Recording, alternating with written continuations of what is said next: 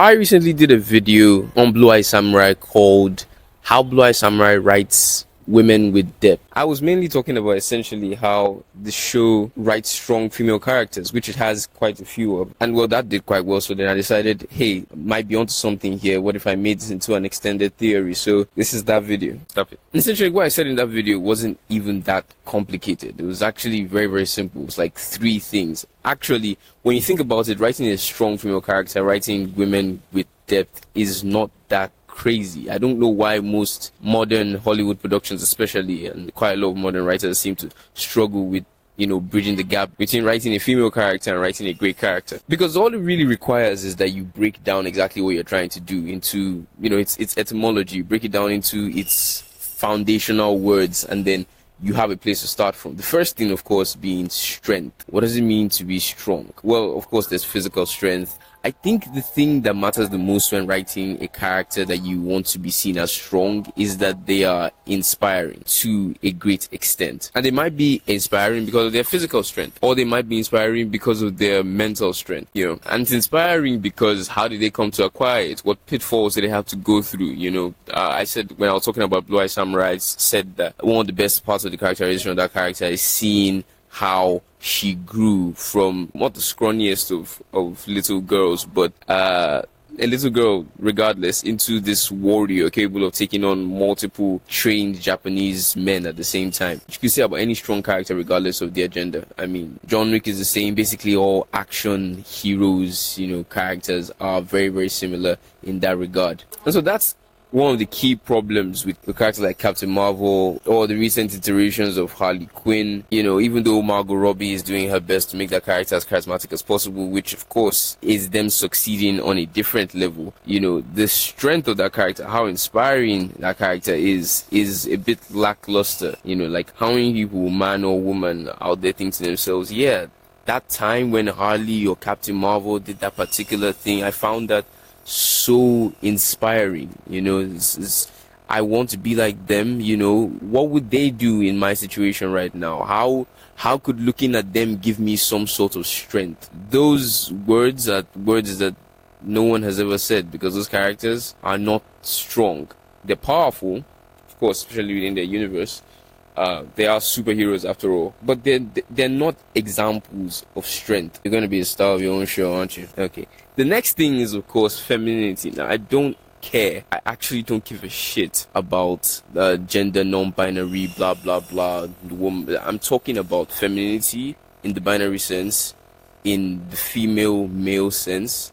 And if this is where you click off and go to a completely different video, wonderful. This video is not for you. Then you're probably just trying to write strong characters and you don't really care about gender. So for the people that are still here, hello, welcome. I don't know, I think that made me sound like kind of gangster. I'm not really, it doesn't make sense. You make a video called Strong Female Character, writing women with depth, and then you see the comment section. What if you're non-binary? Who cares about the gender binaries? Don't click on a video that says how to write women if you don't believe in gender binaries. How about that? Or at least if you're not interested in writing a character that conforms to one side of the binary. It is almost a necessary prerequisite. And one of the best ways to do this, I'm actually reading a book on this right now, it's called The Psychology Workbook for Writers, is to put them in relationships, to understand their dynamics between people. Okay, it's one of the reasons, think about action scenes.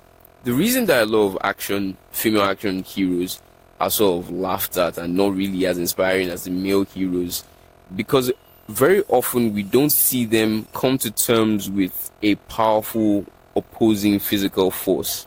Like, they just plow through everything. The only thing the villain might have over them in a lot of situations is some kind of mental, ability, which even then is always like played off as, not really.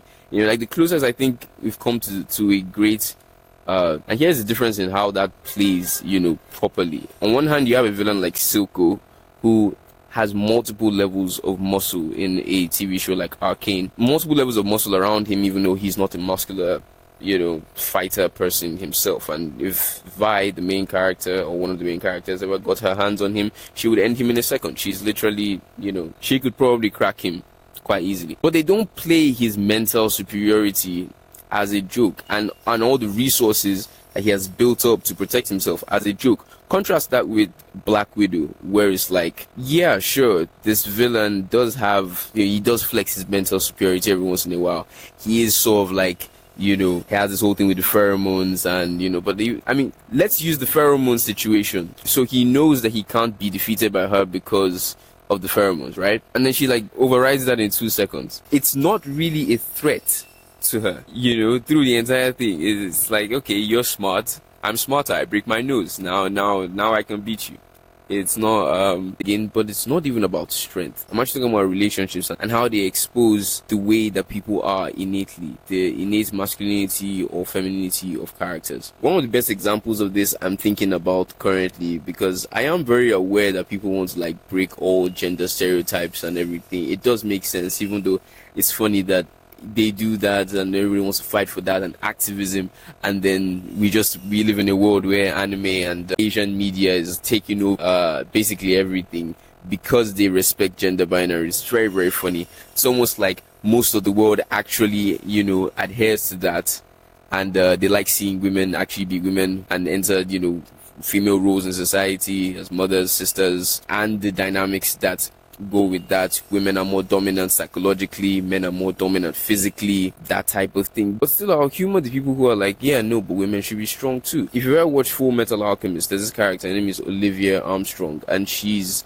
an absolute tank of a person. Like, she's called the Northern Wall of Briggs. And the Northern Wall of Briggs is essentially a fortress that keeps the people above, the enemies above, from the country below, which is the country that she's from, Mistress. And she's a big boss lady, still has a lot of muscular men around her because they're the ones doing most of the pummeling. But when she gets into battles, first of all, she does, I just realized I literally went to Japanese anime after saying that, and this is the reason that anime is taking over everything. Figures still, she does stay out of a lot of physical confrontation and does win a lot of eventual physical confrontation by just being smarter than the men, masculine, physically more powerful figures that she's going up against in that show. I'm not sure how this is edited. It might show the pictures, I might not. And then you contrast that with her brother, who is a literal brawler. He's like 6'4", so maybe she's like maybe 5'9", maybe 5'10". She's a tall woman too,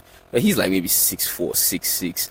He's a literal WrestleMania, WWE type brawler. He's a fighter. Okay, this is the thing that he does. They don't undersell how much of a physical superiority he has to her when it's needed. Okay, like she basically, he's the firstborn, but she's basically going to inherit the family fortune because, quite frankly, like I said, she's more psychologically dominant. But there are still situations where they are on the battlefield, and the truth is that she's going up against an enemy that she can't beat. Okay, there is no way she's beating this enemy, and so she needs her brother's help. Like, he's physically a tank. It just makes sense.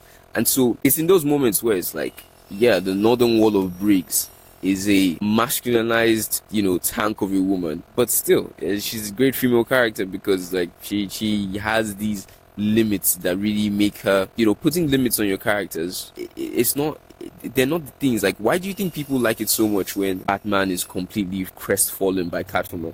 Like, she's doing circles around the greatest detective ever. It's a limitation on his masculine ability. The fact that he's completely in love with this woman. It's breaking down every single mental boundary. It's absolutely enticing. So yeah, like this, I don't know why this is a thing that, like, I think it's probably the longest section of this video. I don't know why this is a thing that everybody wants to fight against. Make strong female characters actually female. Problem solved. And then character depth. Basically, core principles, driving traumas, what are the imperfections in this character that are leading them to either have limitations as to what they want to achieve, or are driving them to achieve the thing that they want to achieve. I'm working on a video probably right now, right in the sitting position. I'm going to work on that video, taking apart something I learned from psychology work with co-writers, which is blame the parents, use drivers and injunctions. Essentially what I just said. You think about the things that truly at their core, the human flaws, and I'm talking about like real human flaws, because like even ambition, even deadly levels of ambition, well, are deadly. That's what I just said.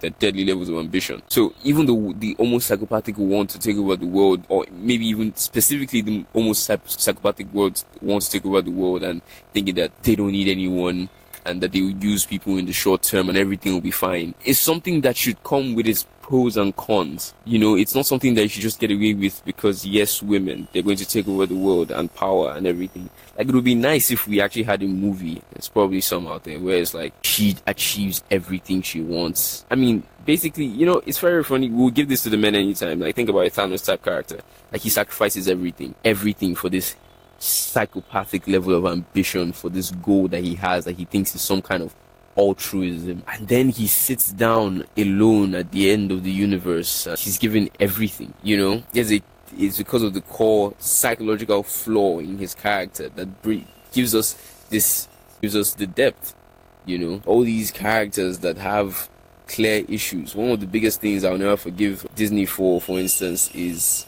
the sacrificing of every single thing that could actually have made Rey Palpatine or Skywalker. It doesn't matter which way you swing. To me, even though if you think she's Rey Skywalker, you're probably not watching this video right now. You know, it's how they just took, like, she could have had an abandonment issue, she could have had like serious issues that one could be like, yeah, I really feel for this character.